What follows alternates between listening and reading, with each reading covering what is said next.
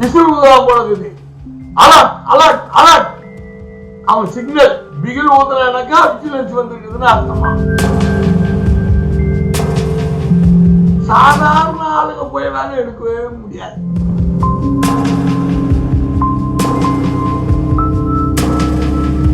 Biscuit, gold coin, gold biscuit, இது விஞ்ஞான ஊழல்.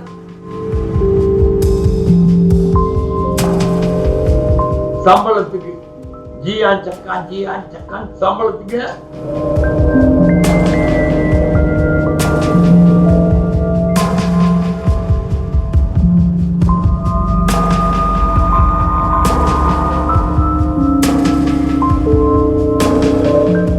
அரசியல் களம் பரபரப்பா தமிழ்நாட்டில் போயிருந்தாலும் அரசியல் நிர்வாகத்தினுடைய சீர்கேடுகள் ரொம்ப அதிகமா இருக்கு.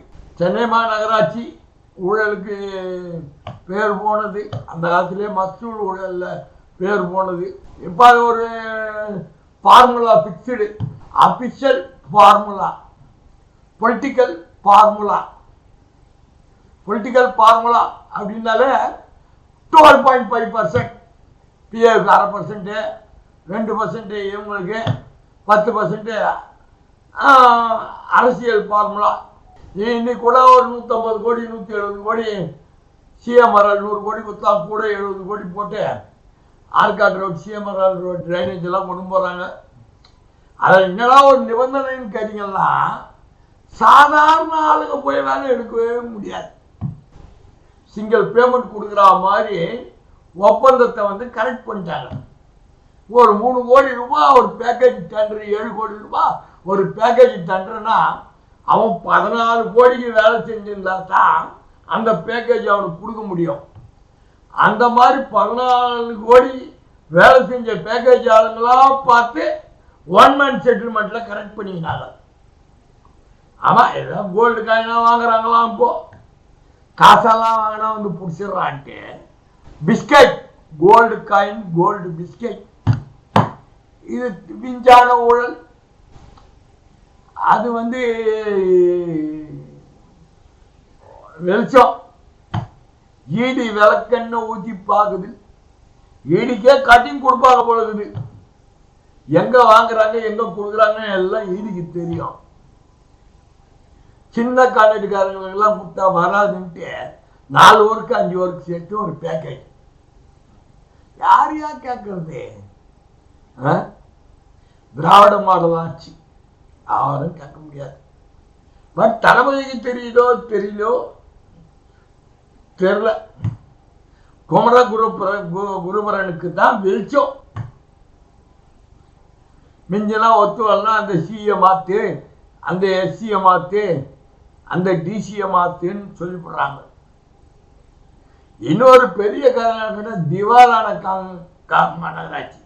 பணமே கிடையாது கான்ட்ராக்டுக்காரங்களுக்கு. பணம் கொடுக்கறதுக்கு இப்போ விட்டுக்கிற டெண்டர் ஒரு 1000-1500 கோடிக்கு மேல இருக்கும்.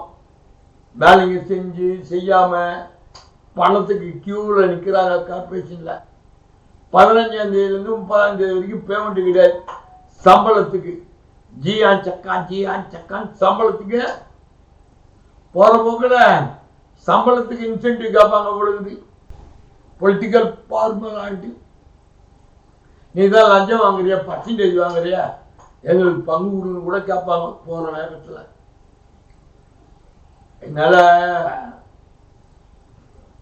இப்படி போய் இருக்குது சென்னை மாநகராட்சி.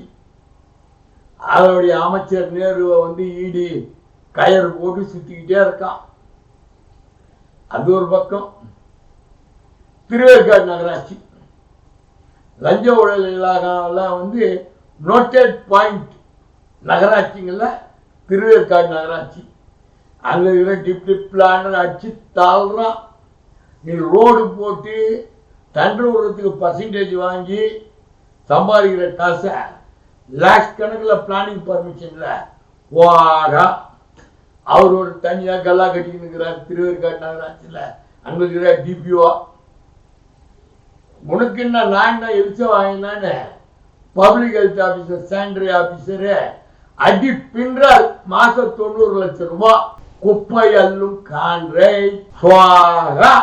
அவர் அடிச்சு தள்ளிக்கிறார். அவர் ஒரு பக்கம். அதை பத்தி பிஜேபி மீட்டிங் நடந்தது.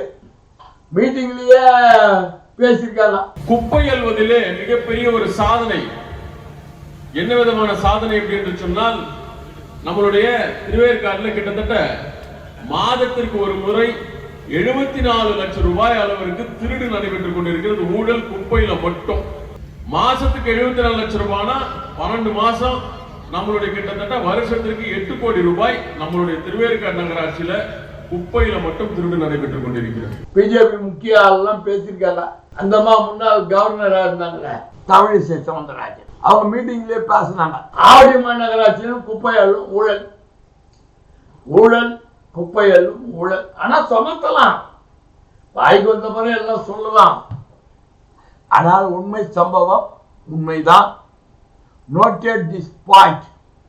திருவேற்காடு நகராட்சி பகுதியில் பகுதி மக்களுக்கு எந்தவித பயனும் இல்லை. திருவேற்காடு நகராட்சியில் ஒரு பகுதியில் டெங்கு காய்ச்சல், டெங்கு டெங்கு டெங்கு குப்பையில மாசம் 90 லட்சம் ஆடுறாங்க. ஒரு பக்கம் டெங்கு உற்பத்தி ஆகிட்டே இருக்கு. ஹாஸ்பிட்டல் அட்மிட் ஆன கேஸ் எல்லாம் இருக்கு.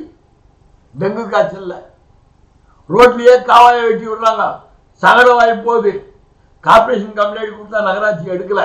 ஆனா நகராட்சி அலுவலகத்தில் என்னடான்னு கேட்டா, வாசல்ல என்ட்ரி போடணுமா, யார் உள்ள போனாலும் ஏன் வந்திருக்கீங்க, எதுக்கு வந்தீங்க, ஏன் பாக்குறீங்க.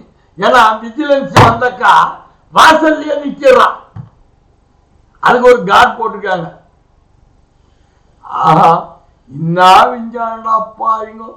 நகராட்சி அலுவலகத்துக்குள்ள யார் கலெக்டர் ஆபீஸ்ல கூட கிடையாது, திருவள்ளூர் கலெக்டர் ஆபீஸ்ல கூட கிடையாது. எல்லாம் யார் ஒன்னாலும் வராங்க போறாங்க போய் பார்க்கறாங்க. நகராட்சி வாசல்ல என்ட்ரன்ஸ்ல கமிஷனர் ரூம் முன்னாடியே ஒரு கார்டு போட்டு ட்ரெஸ் போட்டு அவர் ரிசப்ஷன் புக் வச்சுக்கிறார். எங்க வந்த, யாரை பார்க்க வந்த, எப்படி இருக்கு பாரு. நான் ஒரு பத்திரிகையாளர், யாரா இருந்தாலும் கையெழுத்து போடணுமா, நானும் கையெழுத்து போட்டு தான் உள்ள போனேன். விஜிலன்ஸ் வந்துக்குதுன்னா விசில் ஊதுவா போடுது. Alert alert alert. அவன் சிக்னல் பிகில் ஊதுனாக்கா விஜிலன்ஸ் வந்துருக்குதுன்னு அர்த்தமா. அப்ப எவ்வளோ தொலைவு இருக்குது பத்தி என்ன திருவேற்காடு நகராட்சி. அங்க அப்படி ஆவடி குப்பையோட